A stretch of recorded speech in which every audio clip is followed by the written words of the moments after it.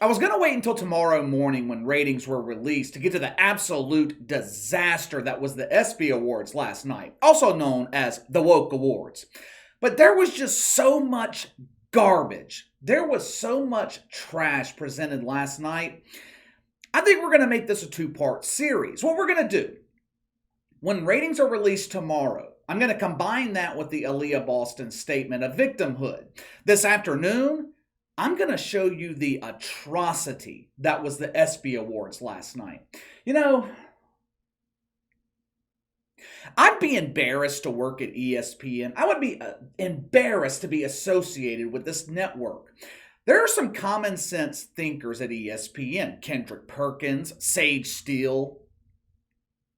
Yeah, that's about all I can think of off the top of my head. I don't know how they do it. I don't know how they surround themselves with people every day who pray to a fucking oak tree for guidance and still maintain their sanity. I would not last 24 hours working at ESPN. The first time Stephen A. Smith said some stupid woke bullshit and I made a joke about his love of the butt bongo, they would fire me. I know that none of you guys watched the ESPYs last night. To be honest with you, I didn't watch it either. But I know how much you guys enjoy hearing about a clusterfuck. So what I did, I pulled articles from a variety of media sources that summarize the events that happened last night at Woke United Methodist. I compiled them into this video for you. Most churches have an open door policy. Most churches, they welcome anyone inside. That wasn't the case last night at Woke United Methodist. The Woke Awards were invite only. I told you guys the other day how invitations were sent out. Each invitee received their own personal woke cucumber. My inside sources tell me every cucumber that was sent out was used for proper insertion prior to the services last night. Last night was nothing but a giant worship service to the woke oak tree. Let's start with our favorite Easter egg, the prepubescent boy, Megan Rapinoe. Oh, Meg. She was on fire last night. I have not seen a woke sermon given with this much passion, this much fake outrage, since Stephen A. Smith was complaining about Kyrie Irving refusing to get Fauci fucked. And speaking of the lizard, he incited woke boners across Twitter this week by announcing that he was not going to retire. Fauci said that he had many more vaccines to administer and many more rounds of butt bongo to participate in. But let's get back to the egg. Megan Rapinoe, she took to the pulpit last night, looking like a preteen boy attending his first day of class at Woke Elementary. She was at the pulpit to accept the award for a woman who worked hardest this year to look like a fucking man. She used this opportunity to preach to the 100 or so people watching at home on TV about the importance of keeping Brittney Griner in the news cycle. She erroneously referred to her as BG, trying to tarnish the legacy of the real BG. Kind of like the media tarnishes March Madness by referring to women's basketball as March Madness. But listen to the remarks from the most famous nun at Woke United Methodist. Roll the film. I think for me, the most striking thing is that BG's not here. We've, had people up on stage. We've said that before. NECA, Skylar, and Steph up there talking about it. BG deserves to be free. She's being held as a political prisoner, obviously. And I know, listen, I don't think I'm getting political, but I do love to get political. We're probably not going to get her out tonight. And everyone should enjoy the night, and we should all celebrate, the incredible accomplishments that this collective sports environment and community has had for this entire year.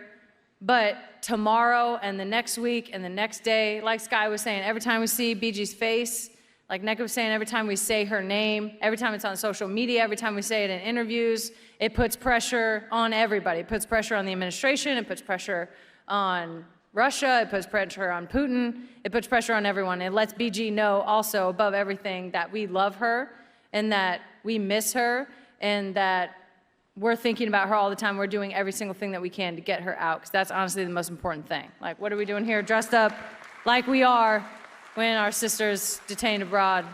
But still looking great, BG. You look amazing still. I don't know how you're doing it, but we love you so much. So everything that we can do enjoy the night, but honestly think about that, in your social media or in your media or anything that all of us do with our collective platform. We haven't done enough. None of us. We can do more. I don't know who's the bigger stupid fuck here. Megan Rapinoe for saying this shit publicly, or ESPN for airing it on national TV. Does anyone really believe that Vladimir Putin is feeling pressure from a woman who wants to look like Tom Sawyer? Does anyone really believe Megan Rapinoe's putting pressure on Joe Biden? He doesn't know what century we're living in. Joe Biden, he is embroiled in a huge scandal right now involving his son answering the woke mating call of Shay Shay Sharp. Joe Biden hears the letters BG, he thinks you're referring to biblical times. You think he really gives a shit about bringing some no-name woke welfare recipient back home to the WNBA dump? Megan Rapinoe, she should not have even won this award. According to ESPN's own press release, the award should have been given to this kid. He gonna miss it! He gonna miss it! Woo!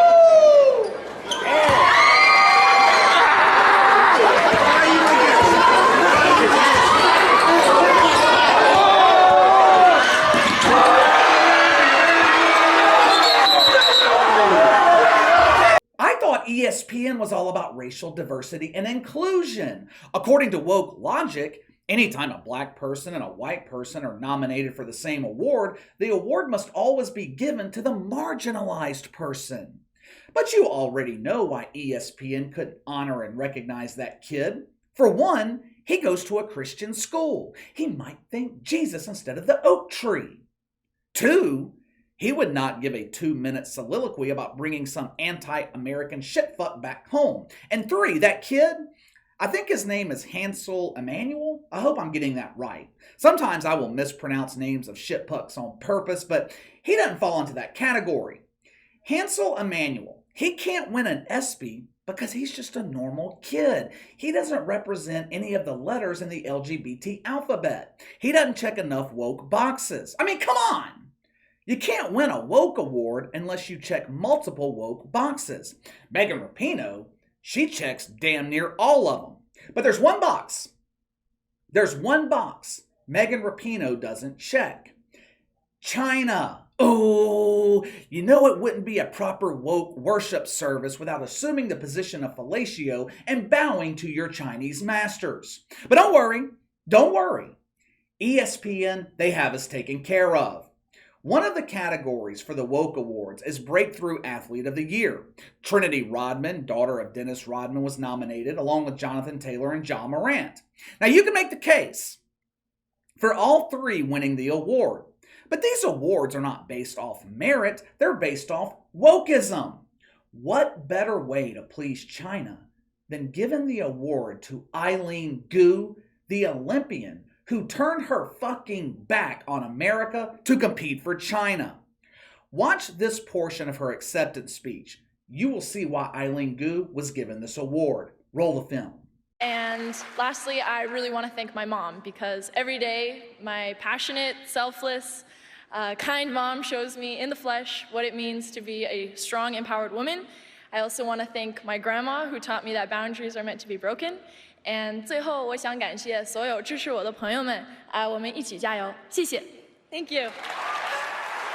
Eileen Gu was born in San Francisco to an ultra-wealthy family. Right now, she's a student at Stanford. Someone, please explain to me, how in the fuck was she allowed to compete for China in the Olympics? Let me take it a step further. If she's allowed to compete for China, why doesn't she just go live there? You like China so much, take your ass to Beijing. Over there, you can speak Mandarin and people will actually care about what you're saying. In one part of her speech, Eileen Gu said she was pushing for equality for young women. I'm a little bit confused here. Are we talking about young women in America or young women in China? Which country do you live in? China does not allow dual citizenship. Since you competed for them in the Olympics, I would assume you're a Chinese citizen. I would also assume you are advocating for equality for young women living in China, right?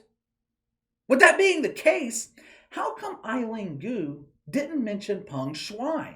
If I'm not mistaken, She hadn't been seen in months. But we all know what this is about. Eileen Gu, some 18-year-old kid who doesn't know shit about life, preaching to us about the importance of mythical equality.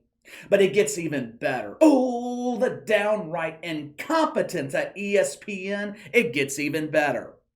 Every year at what used to be known as the ESPYs, ESPN raises awareness for the V Foundation.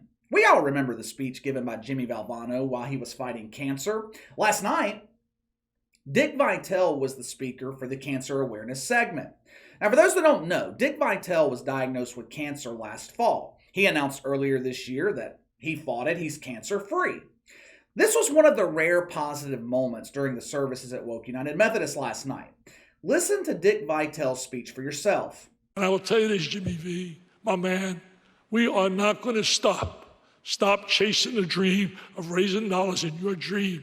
Jimmy's dream was to beat cancer, and we must do it because it doesn't discriminate. It comes after all. Well, take a look at this room. It doesn't matter race, religion. It'll bring you to your knees. There's only one way to beat it, my friends. We got to raise dollars and give the oncologists a fighting chance.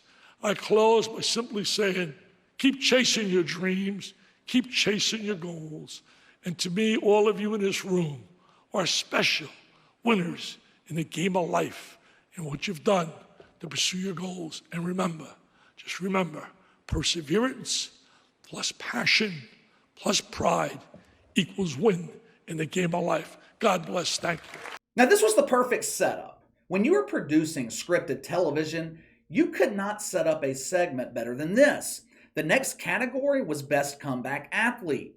One of the nominees was Trey Mancini, pitcher for the Baltimore Orioles, who beat cancer and returned to Major League Baseball last year. This should be obvious, right? Cancer survivor Dick Vitale gives an impassioned speech about beating cancer. You have another cancer survivor, Trey Mancini, who beat the disease, returned to Major League Baseball. This is scripted television. The result should be obvious. Instead, ESPN gives another woke award to a loyal social justice warrior, Klay Thompson. Klay Thompson? Look, I'm not taking anything away from him. He came back from battling knee injuries for the last 2 years, won the NBA Finals. But come on! Could this be any more obvious? They gave the award to Klay Thompson because he checks more woke boxes. He advocates for gun control. He was vocal with insinuating fans of the Boston Celtics are racist. But that wasn't the only missed opportunity last night. ESPN had Olivia Dunn in attendance and did not showcase her once. Why? Because the story of Olivia Dunn proves that women are not underpaid in sports.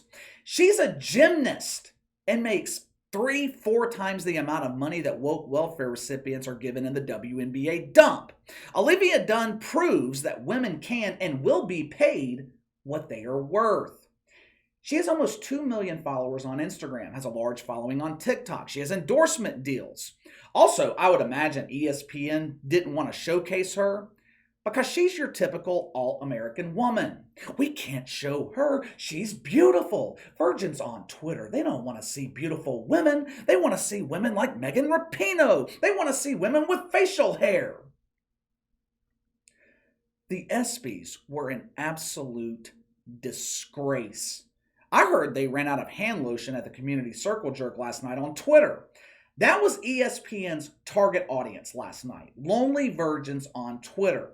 I cannot wait for the ratings to be released. I can't remember what the ratings were for the ESPYs last year.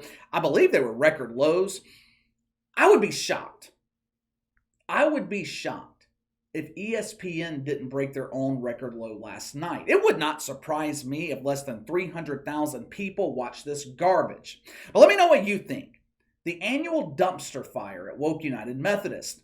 ESPN honoring the year's biggest losers. Give me your thoughts. Sound off in the comments below. Make sure to like and subscribe. Click the notification bell to receive all notifications from the channel. Best way to contact me is by email at btlkc84@gmail.com. KC_BTL84 on Twitter. I'll see you guys tomorrow.